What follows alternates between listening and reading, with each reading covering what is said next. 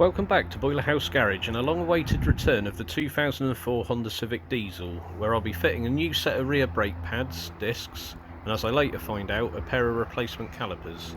We'll start by getting the car jacked up and the rear wheels off. Don't confuse this with the wheels up and getting jacked off, as that will be another type of video entirely. You'll notice I'm protecting the driveway with a makeshift sheet, as brake dust wetted with brake cleaner can leave some quite grubby looking patches. The first thing we need to do is unbolt the main body of the caliper from where it attaches to the slider pins in its carrier, which is secured by these two bolts. On a closer inspection we can see these calipers are in a pretty sorry state. Even the dust cover plate has corroded to leave some sharp looking edges along the bottom here. As well as the pads being worn, the brakes are binding, which if you can't tell from noise or the braking performance becomes obvious if you hold your hand near the alloy wheel after a drive, and you can feel the heat from the sticking brakes that have transferred into the metal of the wheel.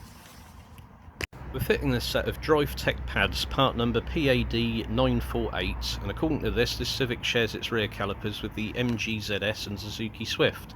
The discs are the same brand, Drive Tech's DM3793C.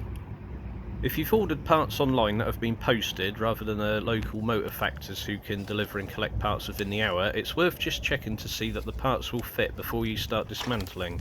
This disc is obviously identical to the current one. The pads too can be compared to the shape of the old ones without having to open the wrapping, just in case they need to be exchanged, but these look spot on.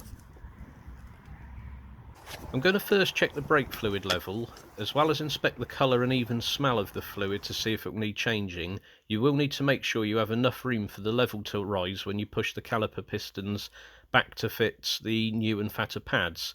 You should never top up brake fluid if it's above minimum for this reason, and if the level falls below minimum you need to have the brake hydraulics inspected for leaks pretty much immediately. Leave the cap off also, because it's an air seal and the fluid can expand without having to push against it. You will need to release the handbrake too, which mechanically pulls the caliper and slider carrier together to hold the brake on. Now to tackle these rusty bolts by undoing them both counterclockwise as if you were facing the back of the calipers. I did lightly tap the socket over the bolt to overcome the rust and dirt. The next step is to remove this central caliper from the carrier.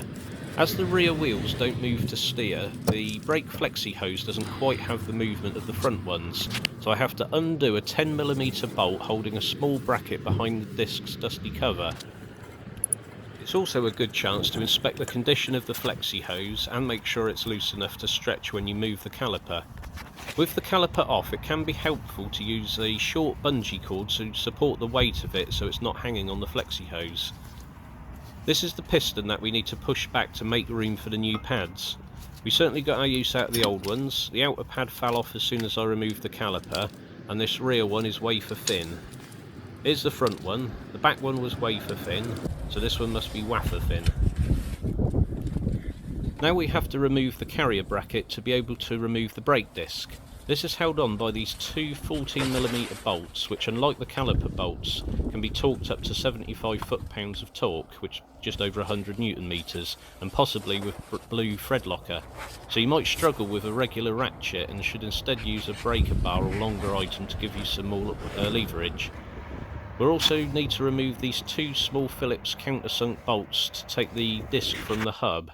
If you find them to be rounded off, you can drill them out and ideally use a screw extractor, but if it's critical that you get your car finished to, let's say, go to work the next day, then the road wheel will securely hold the disc once it's bolted back on. Well, so much for my strategically placed caliper. With the two bolts out, the caliper bracket should lift away. Like the rest of it, this is pretty grotty looking, and we'll inspect the slider pins shortly to see if they're the cause of the binding. The disc is ready to be removed too, but this will likely be stuck on even with the bolts out. You might have noticed that the disc actually has plenty of life left in it.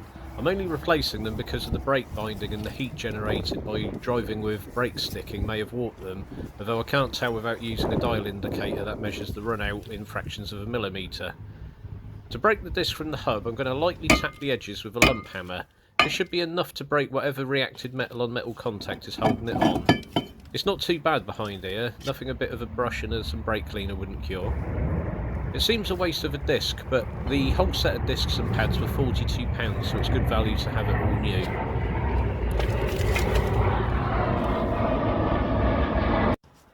So let's inspect the slider pins on this bracket. I've knocked some of the rust off with a wire brush. If I had a bit more time I'd have painted these up too, but sticking to the job in hand, both the slider pins are moving, which is actually bad news as it means the binding is likely to be the caliper, which is harder or rather more expensive to remedy. Although these don't exactly feel like they're a smooth action either. To remove the pins, don't do what I've just done. You want to pull the pin out of the rubber boot first, then pull the boot out, and that's if you even need to at all. I am, because the grease looks so old and dirty. I'm going to clean out as much as I can. The pins are a little different. One is cylindrical completely and the other has cutaways along it. I doubt it really matters, but I'll put them back in the carrier the same way. Both pins have been cleaned and covered in lithium grease, and I've cleaned out both their holes. Oh yeah! To refit the boots, push the rubber lip into the opening and then push the pin in after. Then pull the other end of the boot over the head of the slider pin. Both the pins move freely, although it does feel like there's some sort of vacuum resistance. There's also a small hole in one of the boots. Ideally these can be replaced along with the pins themselves and perhaps even the whole rusty bracket, but the grease should keep out any water for a while, and I've got a feeling that the caliper is the cause of the binding and we'll need the money spent on it instead. The sliders only move a millimetre when your brakes are being applied and released. It's only over a long period of time that this full range of movement is used as the pads wear down and the piston and slider moves the finning pads closer to the disc, which is also finning but at a much slower rate. For some reason there's no fitting clip on one side here, but I'm going to add an even smear of copper grease to each side as it's easier here than when it's refitted. Chances are I'm going to have to get new or refurbished calipers, so I'll order a new fitting kit as well, which will have clips for both sides. As I already have the wire brush out, I'm going to give the hub and the dust cover or backplate thingy a tidy up, as well as file off any sharp and rusty edges.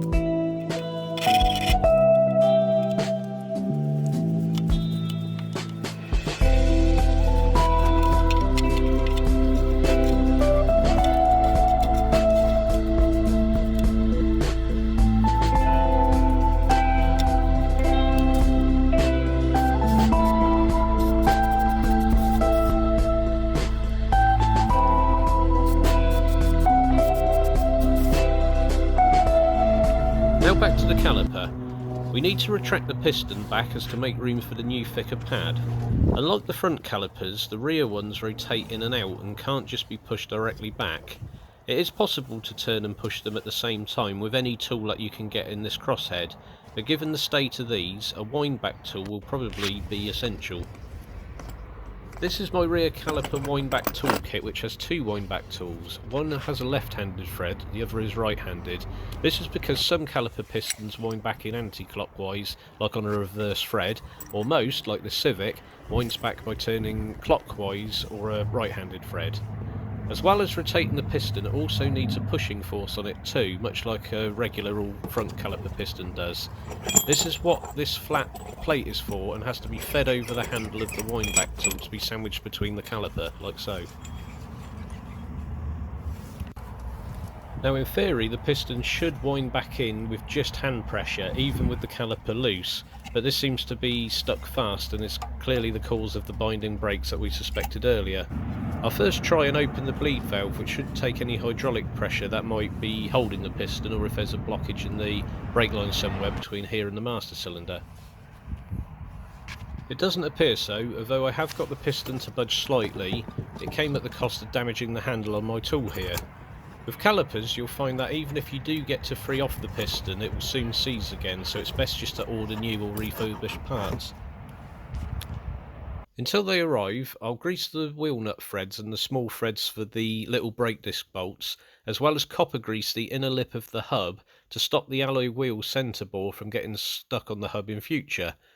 It looks a bit excessive, and probably is, but then people do wonder why their wheels get stuck to the hub and why these components get so corroded, while simultaneously criticising those of us that liberally apply grease to everything. With the new disc on, it makes a massive difference to the look of the brake components, at least until the inevitable surface rust starts to set in. I've refitted the caliper bracket or slider carrier and will show how the pads fit, even though I've ordered a new fitting kit to replace the missing clips. Without it, these pads do sit in quite loosely, so it was never ideal in any case.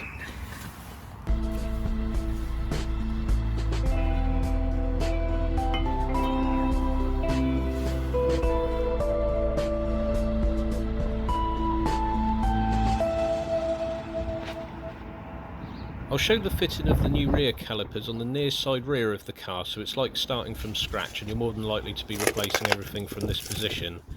They're from Advantage Auto Parts. Their part number is BC008L, so logic implies that the right hand side will be BC008R. As mentioned earlier, I've ordered a new fitting kit, and these are branded brake fit, part number BKT1093. The box contains the main body of the caliper, obviously, and they nicely include a small sachet of grease. I'm hoping it includes a copper crush washer, which will need to fit the flexi pipe banjo bolt into the caliper. There's not one in the box. Maybe there's one in the bag. Ah, there is. I can see it rattling around loose in the bottom here.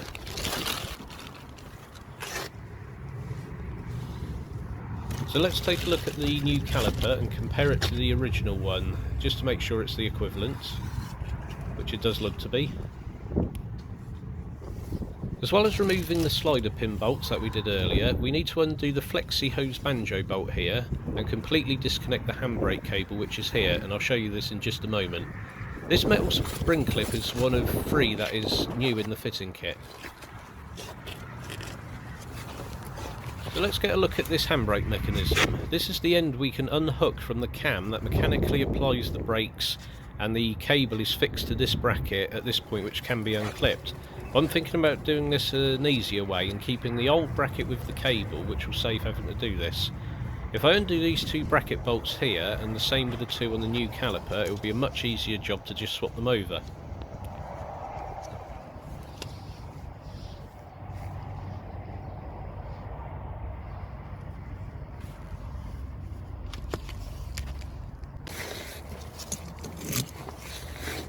To disconnect the handbrake cable, I'm using a screwdriver to lever the cam as far away from it as possible, remembering that the handbrake itself is still in the off or release position, but due to how they're adjusted for a few clicks or gears of movement, there's still quite a lot of give on this end. I'm using a pair of long nose pliers to unhook the end of the cable from this rotating cam. It's still a little fiddly. With the cable off, now we can take off the bracket by undoing these 2 13mm bolts. They're done up rather tightly, but can still be undone with a 1/2" ratchet.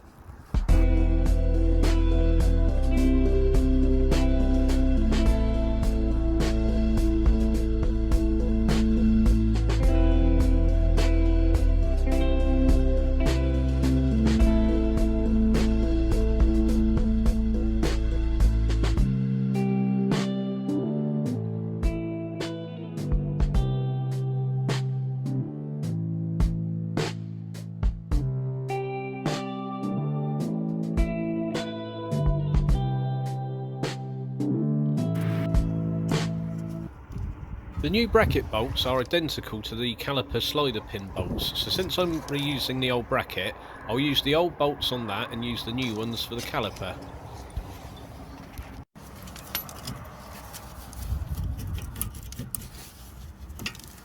As with the other side, the caliper can now be removed, and I'm just going to rest it on the suspension, using it like a shelf, as I'll be swapping it over for the new one shortly. The pads come out really easily, as even on this side there's no lower clip. This little rod on the inner pad is an acoustic wear indicator, which basically makes a metal on metal scraping noise when the pad gets low enough to let you know it's time to replace them. You can see there actually is enough material left on the pad so it wouldn't be touching the disc, but it's unevenly worn and general condition of the brakes is enough to warrant changing everything regardless. You don't have to wait for the brake pad wear warning lights or acoustics to change them when they're getting low. I wonder why the garage that changed these last left out the lower clips on these. Like before, I'm undoing the higher, or is it heavier torqued carrier bolts. This is a ratcheting breaker bar that cost me quite a bit, but turned out to be worth every penny, as I've used this far more than I thought I would. We'll take this carrier into the workshop shortly, as well as the calipers to remove their handbrake brackets. But first, we'll get the old brake disc off. Again, wear-wise, it has loads of life left in it, but with a chance it has warped due to the binding calipers. Although not as rusty and in better condition, the hub and rear cover plate looks dustier than the other side actually. And something else that's odd is the ABS sensor seems to have attracted a load of iron filings, and I'm surprised that hasn't caused any issues. In fact, I'm surprised to see ABS on the rear wheels, as I've not actually seen that before. The filings and dust come off easily with brake cleaner and a microfiber cloth. I've also applied a load of lithium and copper grease to the respective components like on the other side, and now the brake disc can be fitted. These small bolts don't have to be done up tight, they just hold the disc in place and the wheel holds it completely flat to the hub.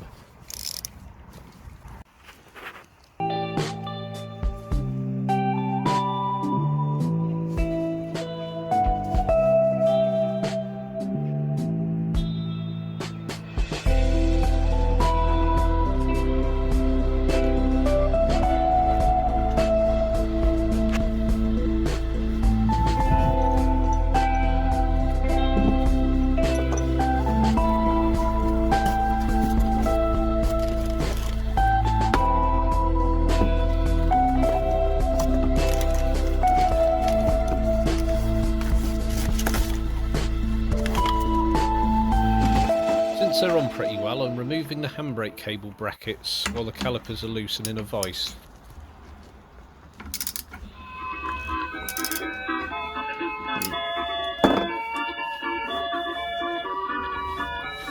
A more suitable vise might be beneficial.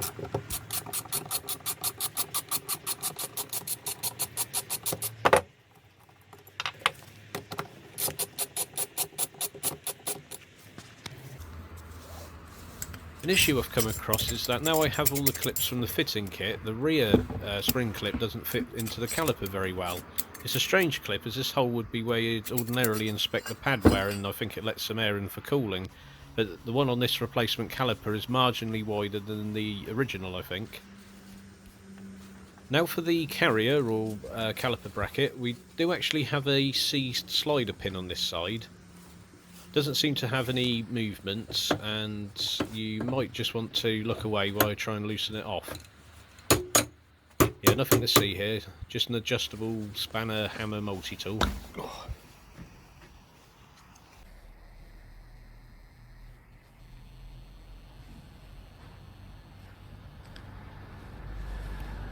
With the pin out, we can see that half of it is dried out and corroded. The boots look okay, but like the offside we did earlier, this will need a damn good cleaning. The other side is free, so I should perhaps demonstrate how to remove it properly this time. You pull the boot off the neck of the pin first, before withdrawing it. This one isn't exactly coated in grease, but at least it hasn't all dried up. These can also be easily replaced, but I haven't ordered any, so we'll just have to do a thorough job of cleaning them up with a Scotch pad. The same goes for the carrier, using a bit of rag and some WD-40. I need to get out all of the rusty and dirty grease before refitting the boot and the cleaned and re-greased slider pins.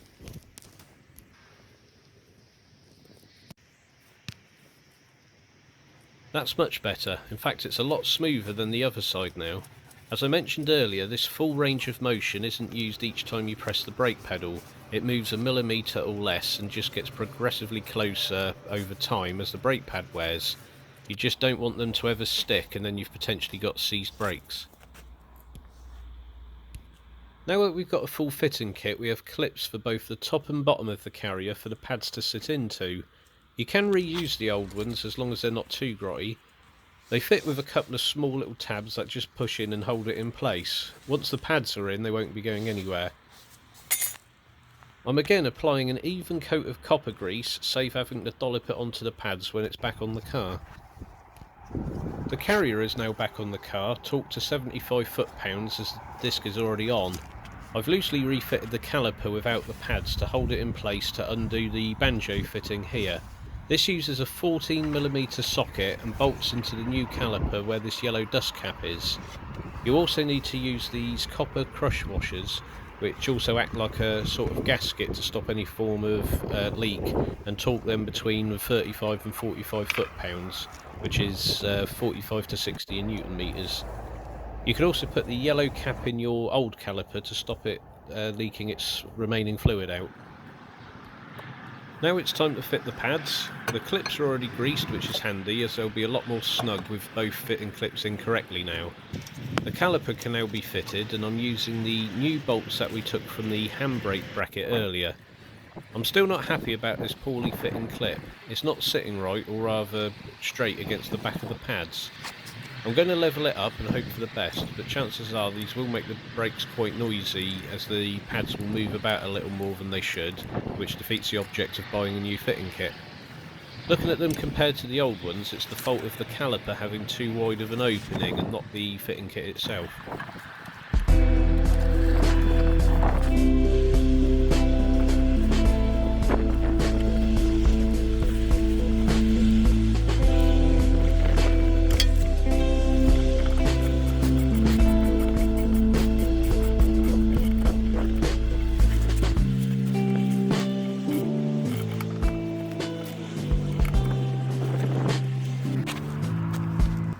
I made a bit of a schoolboy error here and had to refit the banjo bolt as I inadvertently left out one of the old crush washers as it was squished very flat and was hard to spot, something to pay attention to if you're doing this job yourself.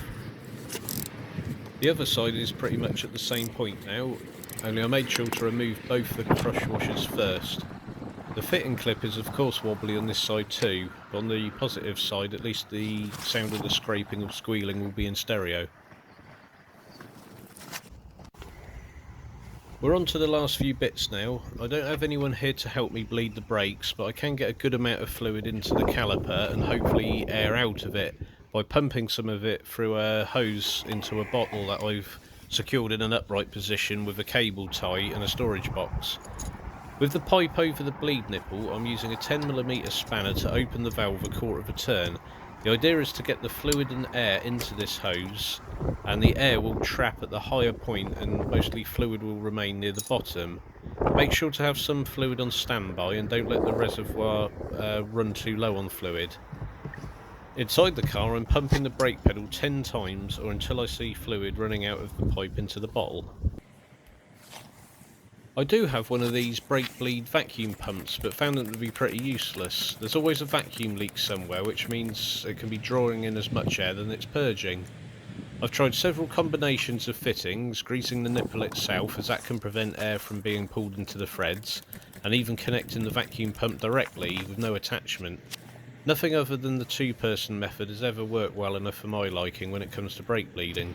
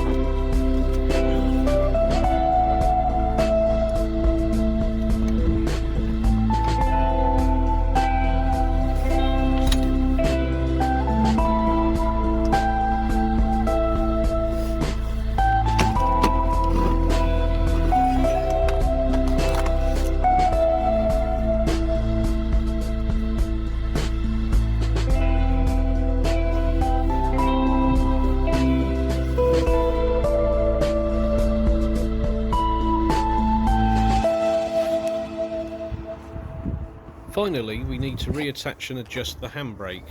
Sadly, I lost the footage of my adjusting the handbrake cable, but I'll go through the steps in a sec.